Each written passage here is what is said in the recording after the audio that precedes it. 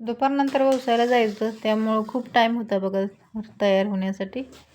म्हटलं चला सगळं आवरून तयार व्हायचं म्हटलं का जरा टाईमच लागतो आहे. पुरणपोळीचा स्वयंपाक म्हटलं का मस्त अशी रेडी झाली. मग कशी दिसते मी सांगा कमेंट करून. तर तेवढ्यात आले आरुष पप्पा, मग मी त्यांना लावलं की कामाला. म्हटलं चला काय मग माझे फोटो व्हिडिओ त्यांनी काढले की माझे फोटो व्हिडिओ. आमच्या कॉलनीत जवळच आहे मंदिर, खूप काय लांब जावं लागत नाही, 2 मिनटातच आहे. विठ्ठल रुक्मिणीचं मंदिर आहे तिथं.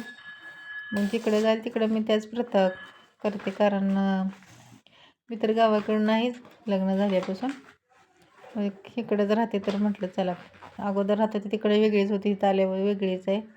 मग जे आहे तेच चालू. पूजा वगैरे करून घेतली इथं मंदिरात.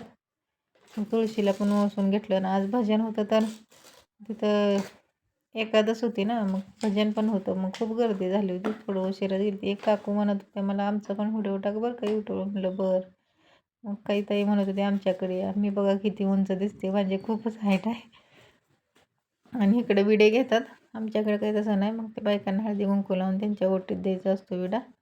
अनुष्का अशी काय रेडी झाली ती बघा, फक्त साडी नेसून दिली तिथं. तिनंच मेकअप वगैरे केलं होतं, हेअरस्टाईल. मग एका ठिकाणी हळदी कुंकाला गेली ती, छान असं डेकोरेशन वगैरे केलं होतं. कसा वाटला व्हिडिओ मला कमेंट करून सांगा. चला बाय.